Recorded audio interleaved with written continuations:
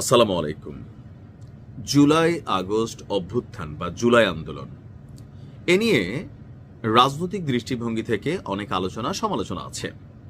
আর জুলাই যোদ্ধা যারা একটা সময় তাদের যে সম্মান ছিল, প্রভাব ছিল, প্রতিপত্তি ছিল, যাদের ভয়ে সবাই থরথর থরথর করে কাঁপত, আজকের দিনে তাদের অবস্থান কোথায় গেছে? নতুন বন্দোবস্ত, নতুন বাংলাদেশ, নতুন রাজনৈতিক দল, কিন্তু এই রাজনৈতিক দলটি তাদের শৌর্য, বীর্য অথবা এই অভ্যুত্থানে হাজার হাজার মানুষের যে জীবন গেল, হাজার প্লাস, তাই না, হাজার হাজার মানুষ আহত হলো, তাদেরকে কতটুকু মূল্যায়ন করতে পেরেছে, নাকি আপনার নিজেদের জন্যই বা নিজেদের পরিবারের জন্য আখের গোছাচ্ছেন? এই যে কথাগুলো বললাম, নানান চড়াই উতরায় পার হবার পর জুলাই যোদ্ধারা বা যারা এই দলটাকে লিড করছে বা আন্দোলনকে লিড করেছে বিতর্কিত হয়ে গেছে।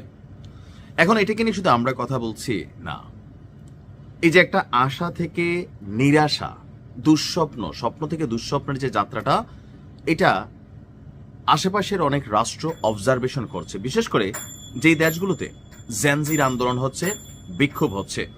কথা বলছি নেপালের, যিনি বর্তমান রাজনীতির খুবই মহিরথী অথবা নেপালের অন্তর্বর্তী সরকারের যিনি প্রধানমন্ত্রী আছেন, সুশীলা কার্কি। ওনাকে এর আগের সরকার সরানোর পর ওনাকে এই জেনজিরাই ক্ষমতায় বসাইছেন। বাট তিনি বলছেন আজকে যে নেপালকে কোনোভাবেই বাংলাদেশ হতে দেওয়া যাবে না। তার মানে জুলাই আগস্ট পরবর্তী যে অভ্যুত্থান বা অভ্যুত্থান পরবর্তী যে বাংলাদেশের রাজনৈতিক চিত্র, এটাকে পছন্দ করছে না নেপালের বর্তমান অন্তর্বর্তী সরকার। তারা মনে করছে যে বাংলাদেশ ভুল পথে হাঁটছে বা এই মুহূর্তে বাংলাদেশের যেই অবস্থান সেটা কামনীয় না। আর এই হিসাবে তারা দায়ী করছেন রাজনৈতিক দলগুলোকে এবং তরুণ প্রজন্মকে, অর্থাৎ জেনজিকে। তো তিনি কেন এই কথা বললেন? সম্প্রতি কাঠমান্ডুতে একটা প্রোগ্রাম ছিল, আয়োজিত সেই প্রোগ্রামে তিনি বলছেন বর্তমান সরকারের উপর, মানে বাংলাদেশ বর্তমান সরকারের উপর রাজনৈতিক দলগুলো এবং তরুণ প্রজন্ম যেভাবে ক্রমাগত চাপ তৈরি করেছে, এটা সমালোচনার যোগ্য। সুশীল কার্কি বর্তমান অন্তর্বর্তী সরকারকে একটি আকস্মিক ঝড়ের সঙ্গে তুলনা করেছেন। তিনি বলছেন যে রাজনৈতিক দলগুলো মানে কি বলা হয়, যে তার দেশ নিয়ে তিনি বলছেন যে রাজনৈতিক দলগুলো আমাদের কঠোর সমালোচনা করছে, কেউ কেউ প্রতিদিন সরকার ছাড়ার হুমকি দিচ্ছে, জেনজিরা, তরুণেরও প্রতিদিন বলছে আজ ছাড়ো, কাল ছাড়ো, কিন্তু সরকার ছাড়ার অর্থ কি? মানে তিনি তার আর কথাও বললেন, বইলা বাংলাদেশের ইস্যুটা কেন টানলেন? এই যে বাংলাদেশে কিন্তু প্রতিদিন এরকম হচ্ছে, এই জেনজিরা এখন এটা গালি দিচ্ছে, এনসিপি তখন তার মাথায় তুলতেছে, তখন সে আবার দেশের শত্রু হয়ে যেতেছে। আর আমাদের জেনজিদের মধ্যে যারা লিড করতেছেন তারা মনে করতেছেন যে সরকার একটি দলের পক্ষে, অর্থাৎ বিএনপির পক্ষে কাজ করতেছে।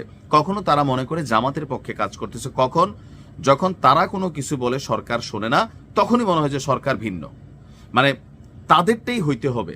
যদি তাদেরটা না হয়, এইটা এই আন্দোলনের চেতনার বিরুদ্ধকারী একটা দল, কোনো ব্যক্তি হলে এই দেখো লীগ, সে এই চেতনা চায় নাই। রাজনৈতিক দল হলে এই যে দেখো আওয়ামী লীগের সাথে হাত মিলাই ফেলছে ভারতের দালাল, এই একটা ন্যারেটিভ তৈরি হয়েছে। মানে আমাদের যারা এনসিপির লিডাররা আছেন বিশেষ করে, বা এর বাকি যে বিভিন্ন জায়গায় নেতারা আছেন, তাদের মতের বিরুদ্ধে গেলেই আসিফ নজরুলের পিঠে চামড়া থাকবে না, তারপর ডক্টর ইউনূসকে দেখা নিবে, কত কিছু আসতেছে। তো স্বরাষ্ট্রমন্ত্রীরে এটা করে ফেলবে, অমুকরে সেটা করে ফেলবে।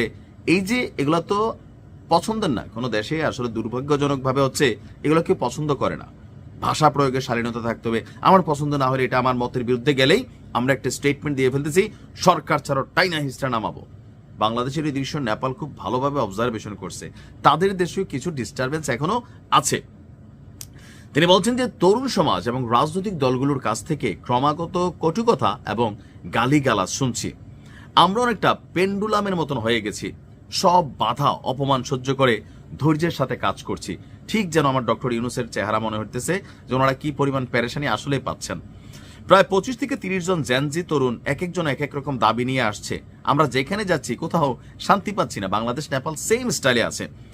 তার প্রশাসন নেপালকে বাংলাদেশের বর্তমান অস্থিতিশীল পরিস্থিতির দিকে নিয়ে যেতে চায় না বলেও জানিয়েছেন। তিনি বলছেন যে আমরা প্রতিশ্রুতিবদ্ধ যে নেপালকে বাংলাদেশ হতে দেব না, আমরা বাংলাদেশ চাই না। এখন এই কথাগুলোর কিন্তু অনেক মিনিংস আছে। সূত্র হচ্ছে হেডলাইন নেপাল, অর্থাৎ বাংলাদেশের রাজনীতি এই মুহূর্তে যেভাবে পরিচালিত হচ্ছে, যারা সুবিধা পাচ্ছে বিশাল কিছু করে ফেলতেছে, কিন্তু আন্দোলন যেই কারণে হইল, কোটা না মেধা, এখন তো কোটার মধ্যে চলতেছে, সমন্বয়ক কোটা, এনসিপি কোটা, বিভিন্ন রাজনৈতিক দলের কোটা, ভাই কোটা, এগুলো তো চলতেছে সরকারের মধ্যে, তো এগুলো আমরা দেখছি। ডক্টর ইউনূসও তো এটার মধ্যে কানেক্টেড আছেন, ওনার সরকারে ওনার এনজিও, ওনার ভাই ভাতিজা এগুলো তো কানেক্ট হয়েছে, তাই না? তারপর আমরা দেখছি মাহফুজের ভাইটাই কানেক্ট হয়েছে, ও যে আসছে তার ভাই গোষ্ঠী ফ্যামিলি কোনো না কোনোভাবে কানেক্টেড হয়ে গেছে।